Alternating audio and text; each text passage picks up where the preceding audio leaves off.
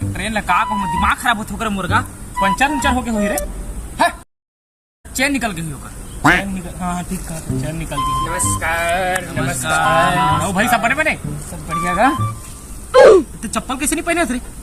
नवरात्रि चला था उपास है भैया। आज कब है? अभी नवरात्रि चल रहा है, साले चोर। कहाँ गए? ये रोहत कब है? कहाँ गए? कहाँ गए? ए भाई श्रीवास कहाँ गए? जानत तो हंस भैया डोकी लेके वाला आदमी यार। तो कहाँ हिस्सा? डोकी बस सैंडल ले लेके मूर्ति का रिलैक्स होके चप्पल नहीं ले।